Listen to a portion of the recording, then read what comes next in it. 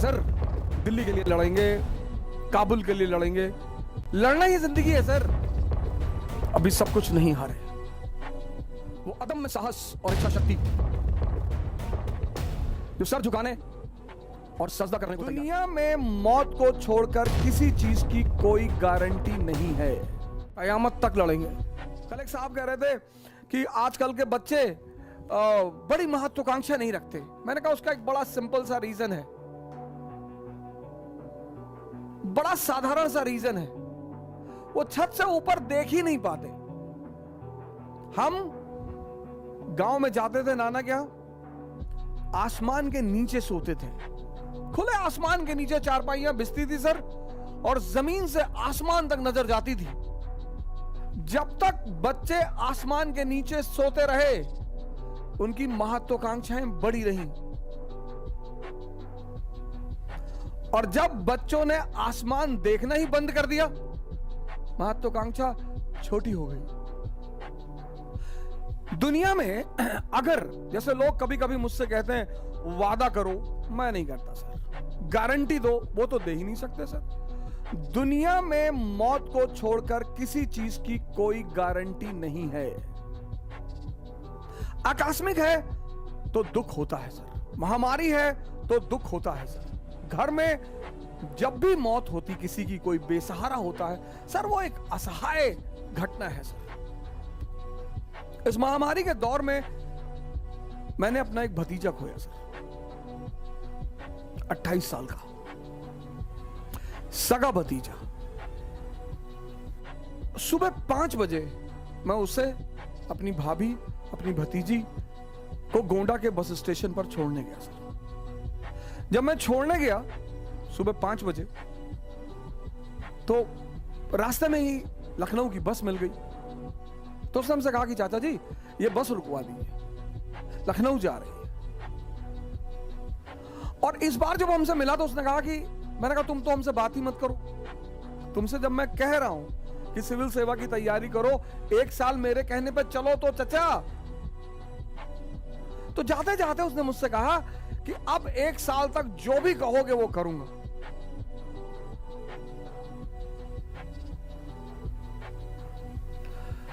बस यही उसके अंतिम शब्द है।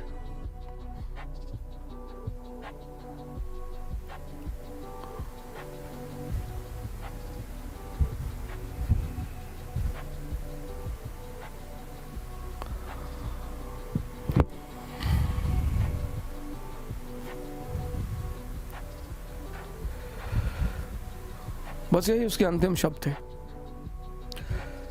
धोखेबाज।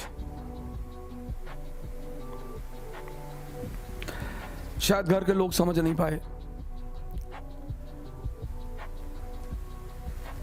शायद घर के लोगों को एहसास नहीं हुआ। एक ही बेटा था सर, 2 बेटियों पर एक ही बेटा था। हम सब ने दर्द को झेला है सर।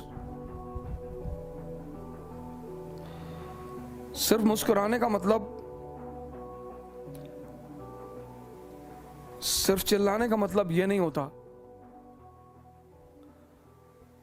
कि आदमी किसी कष्ट से नहीं गुजर रहा है।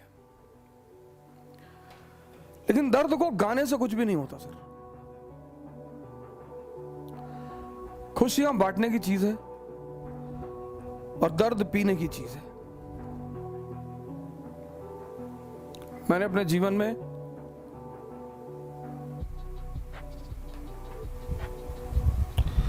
एक लंबा संघर्ष किया है। खाने के लिए भी सोचना पड़ता था सर। दिल्ली में जो डीटीसी के स्टॉप हैं, यहां पे सोया हूं। गुरुद्वारे में खाना खाया हूं। एक होटल के बियर बार में काम किया हूं।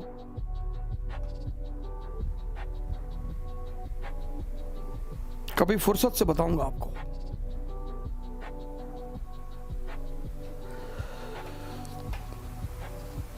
लेकिन बाबर की एक लाइन, कभी कभी होता है ना कि कुछ चीजें आपके सबकॉन्शियस में बैठ जाती हैं। मैं आपसे कहता हूं बायोग्राफी पढ़िए, ऑटोबायोग्राफी पढ़िए, पता नहीं कौन सी लाइन आपके जीवन की दिशा निर्देशक बन जाए। और जब वो कहता है कि क्या हुआ जो मैदान हार गए, अभी सब कुछ नहीं हारे। वो अदम्य साहस और इच्छा शक्ति जो सर झुकाने और सजदा करने को तैयार नहीं। सर ये लाइन तो दिल में बैठ गई है सर। कयामत तक लड़ेंगे, कयामत तक लड़ेंगे सर। दिल्ली के लिए लड़ेंगे, काबुल के लिए लड़ेंगे। लड़ना ही जिंदगी है सर, और कुछ है ही नहीं। और दूसरा आदमी जिससे मेरा बड़ा लगाव है, अक्सर जब मुझसे लोग डायरी वायरी देते हैं, वो स्लैम बुक वगैरह की, इसमें कुछ लिख दो, तो मैं बस 2 वर्ड लिखता हूं, लिव डेंजरसली। नीचे का स्टेटमेंट है सर, स्टेटमेंट कोट है उसका, कहता शांति से मत, लिव डेंजरसली। मेरी डायरी का पहला पेज हर साल जब डायरी खरीदता हूं तो उस पर ही लिखता हूं, लिव डेंजरसली। जिंदगी का कॉन्सेप्ट क्लियर है। नौकरी एक ही करनी थी, वो मिली नहीं। उसके बाद नौकरी करनी ही नहीं थी सर। मैं किसी की नौकरी कर ही नहीं सकता सर, किसी की। मैं जिसके भी साथ काम करता हूं उसको एक बात स्पष्ट तौर पर बोल देता हूं, हुक्म मत चलाना। वो तो हमने अपनी अम्मा का नहीं सुना, वो हमेशा हमसे कहती रही, निकाल देंगे घर से, निकाल दो। अगर राजा मनकापुर थोड़ी हो कि 10,000 बीघा खेत है तुम्हारे पास, निकाल दोगी। कितना खेत होगा? 15 बीघा होगा, 20 बीघा होगा, 30 बीघा होगा, बहुत होगा 50 बीघा होगा। राजा कुंडा थोड़ी हो कि 1 लाख बीघा खेत है, निकाल दो। 15 बीघा खेत के लिए गुलामी, धमकी मत दो। और जब मेरा अंतिम अटेंड निकल गया और जब उन्होंने मुझसे कहा कि भिगमंगे हो गए हो तुम, अब जिंदगी भर मेरे टुकड़ों पे जिंदा रहोगे, उनकी इस लाइन ने भी जिंदगी को बदला सर। मैंने कहा ताने मत दो, कहीं दे रही हूं, हिम्मत है तो जी के दिखाओ। हाँ, मैंने कहा दिखाएंगे। बोली जा रहे हो क्या घर से? मैंने कहा जी। हाँ, बोले तो ये कपड़ा भी उतार दो, ये पैंट, ये शर्ट और वो अंडरवियर बनियाइन, वो भी मेरे ही पैसे की है। बहुत ताव है तो उतार के जाओ। सर मां बाप की मोहब्बत महान तो होती है सर, कभी कभी उनकी नफरत बड़ी फायदेमंद होती है सर। अगर वो मुझे नहीं भगाती ना, मुझे सहारा दे देती, भगवान के आशीर्वाद से हमारे साथ हैं। और मैं उनसे कहता हूं कि अगर आप मुझे सहारा दे देती तो मैं MBA कर लेता, मैं आपके साथ वकालत कर लेता, आप मुझे लखनऊ हाई कोर्ट में एस्टैब्लिश करा देती, शायद मैं भी एक आम इंसान की तरह ही रह जाता। लेकिन उनका वो भगाना, वो वरदान बन गया सर। बहुत बहुत बड़े सहयोगी रहे मेरे संघर्ष के। मोहम्मद हुसैन भाई हैं, पता नहीं, हो सकता कहीं मुझे बैठकर सुन रहे हो। किसी जमाने में विमर्श नाम की इलाहाबाद में कोचिंग चलाते थे सर। वो मुझे पढ़ाने के बदले में सिर्फ खाना खिलाते थे, पैसे भी देते थे, कभी कभी मूड करता था तो पैसे भी देते थे और बड़ी मदद करते थे। और मैं उनके साथ मनमोहन चौराहे पे मस्जिद है, मैं वहीं पे उनके साथ कभी कभी रहता था। अटाला ले जाते थे कबाब और रोटी खिलाने के लिए सर। वो मेरे संघर्ष के बड़े महत्वपूर्ण साथी हैं सर। इंसर्च एकेडमी चलती थी, कुंदन राय भाई हमारे, पता नहीं, हो सकता है शायद हमें कहीं सुन रहे हो, उन्होंने बड़ी मदद की सर। सबसे अहम आदमी जो रहा, जिसका नाम मैं लेना चाहूंगा, वह है सुरेश सिंह। ATN एकेडमी चलाते थे सर। वो पहला आदमी है मेरे जीवन में जिसने मुझे एक अच्छी रकम मेरे हाथ में रखी पढ़ाने के एवज में। अरे कहा हो जा सर, आप पैसा ले जाइए और कभी आपको जरूरत हो तो हमसे मिलिए। अभी इलाहाबाद हाईकोर्ट में वो प्रैक्टिस करते हैं सुरेश सिंह। बहुत मर्दाने किस्म के आदमी। अभी तो काफी दिनों से मेरी बातचीत उनसे नहीं हुई, लेकिन उनसे बड़ा अच्छा वो रहा। फिर मैं दिल्ली चलाया, मेरे एक बड़े अहम सहयोगी रहे नीरज तिवारी जी, उन पर तो मैं एक अलग क्लास ले ही लूंगा। बड़ा रोल रहा उनका मेरे जीवन में। और मेरे मित्र हैं मनोज जायसवाल, अभी वो एक इंटीग्रिटी IAS करके संस्था चलाते हैं। उनका एक बड़ा अहम रोल रहा, बड़ी बहुत जबरदस्त सहायता की उन्होंने मेरी मुसीबत के वक्त में। और नीरज भारद्वाज जी हैं, राव आईएएस में पढ़ाते हैं, ज्योग्राफी पढ़ाते हैं। के बशर साहब हमारे इकोनॉमी के टीचर हैं, उनका नाम लिए तो मैं वो बात ऐसे बड़े सारे लोग हैं, मैं सबका नाम तो लेना ही चाहता हूं। और कभी मौका मिले तो इन लोगों का जो एक ऋण है मेरे ऊपर, वो ऋण भी चुकाऊंगा सर। लेकिन संघर्ष डरने की चीज नहीं है सर, संघर्ष मजा लेने की चीज है सर। कोई नहीं है, कोई किसी को फोन मिलाओगे काट देगा। जो संघर्ष से डर गया वो मर गया। सर मैं आगरा पढ़ाने गया, हमारे अमित भाई वहां कोचिंग चलाते हैं, सीएन सेंटर ऑफ एम्बिशन, ऐसे कुछ नाम है उनकी कोचिंग का, सेंटर ऑफ एम्बिशन आगरा में है। बड़ी फेमस कोचिंग है, अमित भाई चलाते हैं। अमित सिंह हमारे बहुत जबरदस्त आदमी, बड़ा फैंटास्टिक टाइप के आदमी है। आज भी हमको बुलाते हैं। वो आप आगरा एंटर करेंगे तो एक चौराहा पड़ता है, वही चौराहे पे उनकी कोचिंग है, सेंटर ऑफ एक्सेलेंस या सेंटर ऑफ एम्बिशन, ऐसे कुछ नाम है उनकी कोचिंग का। तो मैं उनके यहाँ पढ़ाने गया, क्लास लेने गया। तो सर मेरे जो कपड़े थे पढ़ाने वाले वो गीले थे, पैसा था नहीं जेब में, और कॉल आ गई कि भाई आपको वहां आके पढ़ाना है। मैंने कहा यार वहां पढ़ा देंगे तो 10-20-25 हजार रुपए मिल जाएंगे।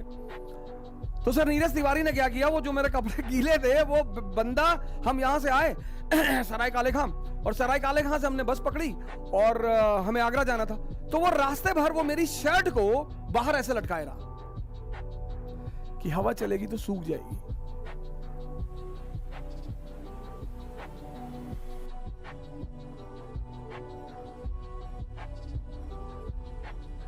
अब तो कोई डरा ही नहीं सकता सर।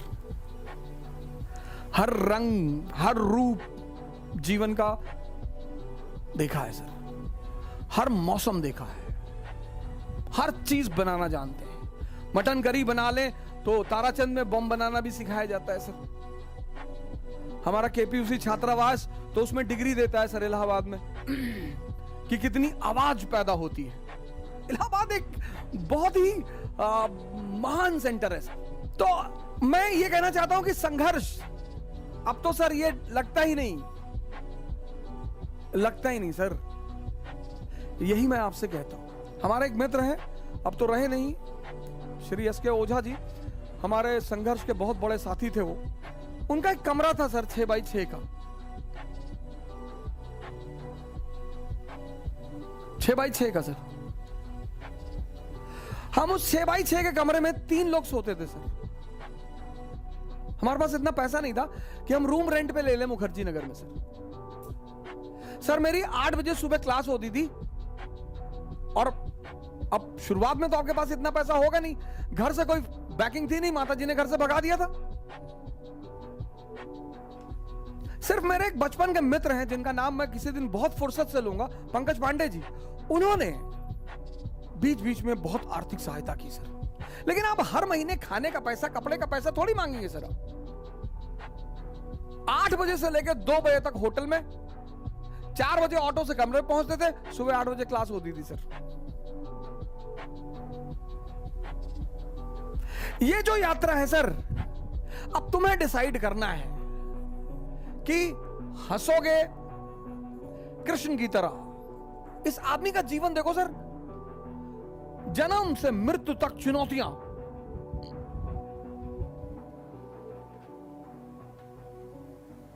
पर आप इस आदमी को कहीं रोता हुआ नहीं पाओगे सर, यही इस आदमी की खासियत है। और दूसरी तरफ अगर आप देखो दुर्योधन, इसको बोलते हैं दुर्योधन सिंड्रोम। बहुत सारे लोग इस दुनिया में दुर्योधन सिंड्रोम से परेशान हैं। हमसे कुछ लोग कहते हैं भैया आप टॉप मॉडल की फॉर्च्यूनर ले लीजिए। काहे ले ले? क्यों ले ले? पेट्रोल भराने का पैसा दोगे? बहुत हमारे सिंपथाइजर हो तो खरीद के दे दो। नहीं, आपके ऊपर अच्छा नहीं लगता। अबे हम 20 इंच की साइकिल पे चलने वाले आदमी, हम फातिमा स्कूल साइकिल से जाते थे सर। हमारे फादर तो पोस्ट मास्टर थे सर, 9,000 सैलरी थी उनकी। तो अब उसके बाद हम जो भी कमा रहे हैं वो तो हम तो बेनिफिट में हैं सर। अच्छा क्या नहीं लगता? गांधी जी पैदल चलते थे, मैं आप सभी मित्रों से निवेदन करूंगा कि अपनी जीवन में साइकिल को जगह दे सर। अगर आपने साइकिल को अपना लिया सर, 10 किलोमीटर की रेंज में जहां भी चल रहे हैं साइकिल चलाइए सर, मस्त रहेंगे सर। सर दुर्योधन सिंड्रोम से परेशान मत रहो, शुक्रिया करो तुम्हारे पास जो भी है। 2007 में हमारे मित्र हैं पांडे जी, पंकज पांडे जी, उन्होंने दया खा के मुझे अपना स्कूटर दे दिया।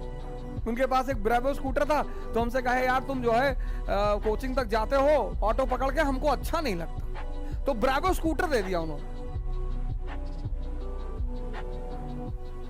तो हमारा एक दोस्त है चंद्रदीप सरकार, एबीसी एकेडमी चलाते हैं बंगाल में, तो जब उन्होंने मुझे ब्रेवो स्कूटर पे देखा चाणक्य एकेडमी में, मैं मिश्रा जी का भी बड़ा धन्यवाद अदा करना चाहता हूं। AK मिश्रा जी ने बहुत साथ दिया, चाणक्य एकेडमी चलाते हैं और बहुत ज्यादा साथ दिया। तो चंद्रदीप सरकार ने जब हमें ब्रेवो स्कूटर पे देखा, बोला सर क्या बात कर रहे हैं सर, आप यहां मत खड़ा करिए, थोड़ी दूर खड़ा करिए सर। अबे मैंने कहा पागल हो बे, यहां खड़ा करने में क्या दिक्कत, यहीं खड़ा करेंगे। अपने समय से शर्म मत करो सर, अपने समय से डरो मत, लड़ते रहो, हंस हंस कर।